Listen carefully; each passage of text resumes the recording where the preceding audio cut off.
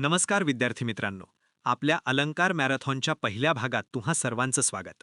आज आपण अलंकारांचे असे 25 नवीन आणि अत्यंत महत्त्वाचे प्रश्न पाहणार आहोत, जे तुमच्या आगामी परीक्षांसाठी खूप उपयुक्त ठरतील. चला तर मग सुरू करूया. प्रश्न 1 ते 10 सराव आणि स्पष्टीकरण. प्रश्न 1. पेटविले पाषाण पठारावरती शिवबांनी. उत्तर अनुप्रास अलंकार. स्पष्टीकरण. या वाक्यात प या अक्षराची वारंवार पुनरावृत्ती झाली आहे.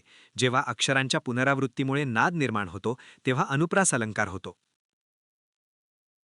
प्रश्न 2. आली मयुरी जणू नभगाणी. उत्तर उत्प्रेक्षा अलंकार. स्पष्टीकरण. इथे मयुरीची तुलना करताना जणू हा शब्द वापरला आहे.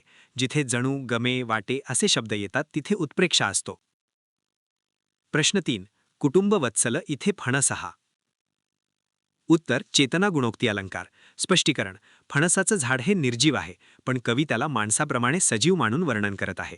निर्जीव वस्तूंवर सजीवाचा आरोप केल्यास चेतना गुणोक्ती होतो. प्रश्न 4. देवासमोर दिवाही ओवाळतात आणि देवासमोर दिवा लावतात. उत्तर श्लेष अलंकार. स्पष्टीकरण. इथे दिवा या शब्दाचे 2 अर्थ निघतात. एकाच शब्दाचे 2 अर्थ निघाल्याने हा श्लेष अलंकार आहे. प्रश्न 5. चांदणे तुझ्या हसण्यासारखे. उत्तर उपमा अलंकार. स्पष्टीकरण. इथे हसण्याची तुलना चांदण्याशी केली असून सारखे हा साम्यवाचक शब्द वापरला आहे. प्रश्न 6. हे हृदय नवे हा धगधगता अग्नी आहे. उत्तर आपणहुती अलंकार. स्पष्टीकरण. आपणहुती म्हणजे लपवणे. इथे हृदयाला म्हणजे उपमेयाला लपवून त्याला अग्नी म्हणजे उपमान म्हटले आहे. प्रश्न 7. देवाहूनही दयाळू माझी आई. उत्तर व्यतिरेक अलंकार. स्पष्टीकरण. जेव्हा उपमेय हे उपमानापेक्षा श्रेष्ठ असते आणि हून शब्द येतो तेव्हा व्यतिरेक होतो. प्रश्न 8. भृंगाच्या संगे कमळ ही डोले.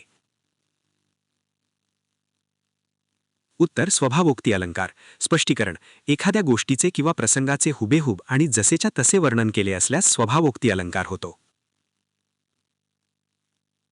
प्रश्न 9. झाले बहु होतील बहु परंतु या सम हाच. उत्तर अनन्वय अलंकार. स्पष्टीकरण.